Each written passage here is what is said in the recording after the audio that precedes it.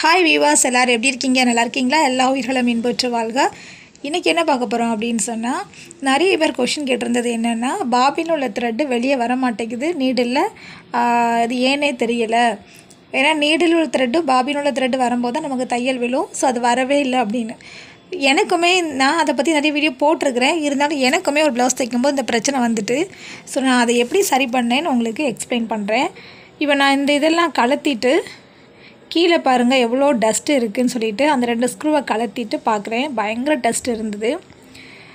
நமக்குமே சில சமயம் தைச்சிட்டு இருக்கும்போது இந்த மாதிரி பிரச்சனை வரும்போது ரொம்ப டென்ஷன் ஆயிரும். ஏன்னா அவசரமாக ஒரு ப்ளவுஸ் கொடுக்கணும் அப்படிங்கும்போது இன்னும் பதட்டமாகும். நம்மளோட நம்ம சரி ஈஸியாக பண்ணக்கூடிய விஷயங்கள் கூட நமக்கு கஷ்டமாக தெரிஞ்சிடும். அப்புறம் நான் என்னடா பண்ணேன்னு யோசிச்சுட்டு சரி இதை கலத்தி எல்லாம் பார்க்கும்போது டஸ்ட்டெல்லாம் இருந்தது. சரி டஸ்ட்டெல்லாம் நம்ம ரிமூவ் பண்ணி எல்லாம் பண்ணிக்கிட்டு அதுக்கப்புறம் நான் எப்படி சரி பண்ணேன்னு சொல்கிறேன். ஆனால் ஒரு சின்ன விஷயந்தான், அதை பண்ணியிருந்தால் நான் எனக்கு ஈஸியாக சரி பண்ணியிருக்கலாம். நான் பதட்டத்தில் அதை கவனிக்கலை. இந்த மாதிரி விஷயங்கள்லாம் சரி பண்ணிக்கிட்டு தான் நான் பார்த்தேன். ஸோ இப்போ சொல்கிறேன். அதுக்கப்புறம் தான் நான் கவனித்தேன். அதை ஃபஸ்ட்டே பண்ணியிருந்தேன்னா எனக்கு இவ்வளோ டென்ஷன் இருந்திருக்காது. அப்புறம் டென்ஷனாக இருக்கும்போது யோசித்தேன், என்னடா இது தூத்துக்குடிக்காரிக்கு வந்த சோதனை அப்படின்னு சொல்லிட்டு சரி பண்ணி தான் பார்ப்போமே. சரி உங்களுக்கும் வீடியோ போட்டால் எல்லாருக்கும் அது யூஸ்ஃபுல்லாக இருக்கும், நிறைய பேர் கொஷின் கேட்குறாங்க அப்படின்னு சொல்லிட்டு இன்றைக்கி எடுத்திருக்கேன். பாருங்கள், இந்த மாதிரி பார்க்கும்போது பயங்கர டஸ்ட் இருந்தது.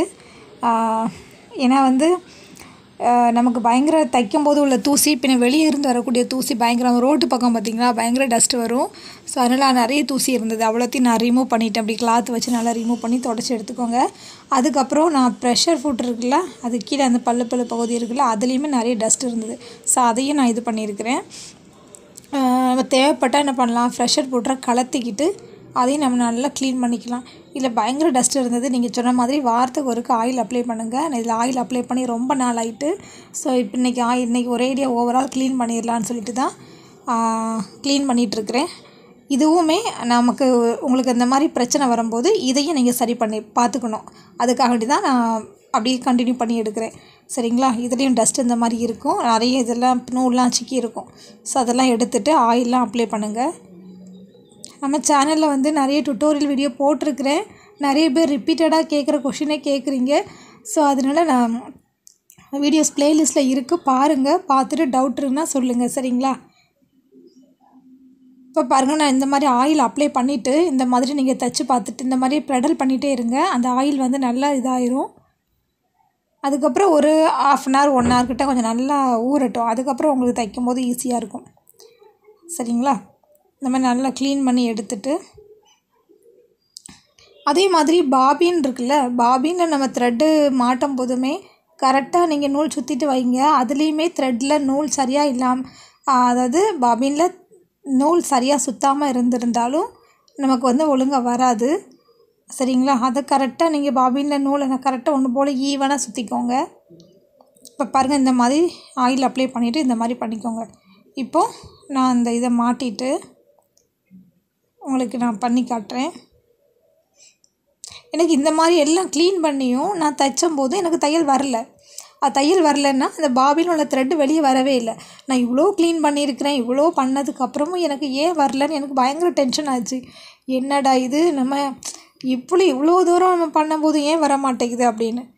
அதுக்கப்புறம் தான் யோசித்து பார்க்கச்சில தான் தோணுச்சு, இந்த ஒரு சின்ன விஷயம் இதை நான் பண்ணியிருந்தேன்னா இதுதான். இதில் பேசிக்காக நம்ம தெரிஞ்சுக்க வேண்டியது என்னென்னா, ஒரு விஷயம் நமக்கு தப்பாக இருக்குது அப்படின்னா, டென்ஷன் ஆனோம், பதட்டப்பட்டோம் அப்படின்னா தெரிஞ்ச விஷயங்கள் கூட, அதுக்கான வழிகள் கூட நமக்கு மறைச்சிரும்.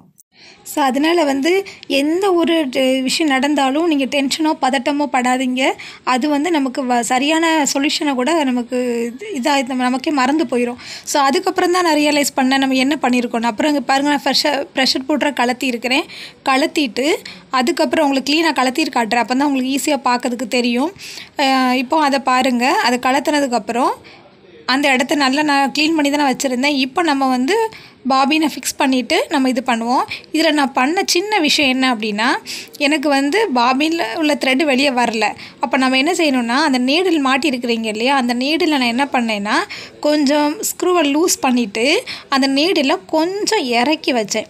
அந்த மேலே வரைக்கும் அப்பில் வரைக்கும் வைக்காமல் அந்த நீடில் கொஞ்சம் இறக்கி வச்சு நான் டைட் பண்ணிவிட்டு இதுக்கப்புறம் நான் வந்து என்ன பண்ணியிருக்கேன், பாபினில் த்ரெட்டை பாபினை கரெக்டாக ஃபிக்ஸ் பண்ணிவிட்டு இப்போ நான் என்ன பண்ணேன், ரொட்டேட் பண்ணி பார்க்கும்போது பாருங்கள், பாபினை கரெக்டான பொசிஷனை வச்சுட்டு இந்த மாதிரி கரெக்டாக ஃபிக்ஸ் பண்ணும்போது ஒரு சவுண்டு கேட்கும் பாருங்கள், அதுதான் கரெக்டான பொசிஷன். இந்த மாதிரி வச்சுட்டு இப்போ நீங்கள் ரொட்டேட் பண்ணி நான் எடுக்கும்போது எனக்கு அழகாக வந்துச்சு. அப்போது நான் இந்த விஷயத்தை ஃபஸ்ட்டே நான் பண்ணியிருந்தேன்னா எனக்கு இவ்வளோ டென்ஷன் வேண்டாம். ஸோ இந்த மாதிரி உங்களுக்கு வரல அப்படின்னா இந்த ஒரு டிப்ஸை நீங்கள் ஃபாலோ பண்ணி பாருங்கள், ஓகேவா? இப்போ பார்க்கும்போது நமக்கு அழகாக அந்த எடுக்கும்போது த்ரெட் வந்துச்சு. இது வந்து எல்லாருக்கும் யூஸ்ஃபுல்லாக இருக்கும்னு நினைக்கிறேன். உங்களுக்கு வராத பட்சத்தில் இந்த மாதிரி எல்லாம் சரி பண்ணிவிட்டு வந்துட்டு பாருங்கள். இந்த பதிவு பிடிச்சிருக்குன்னு நினைக்கிறேன். பாருங்கள், பார்த்துட்டு எதாவது டவுட் இருந்தாலும் கமெண்ட் பாக்ஸில் கமெண்ட் பண்ணுங்கள். தேங்க்யூ ஃப்ரெண்ட்ஸ், தேங்க்யூ ஃபார் வாட்சிங்.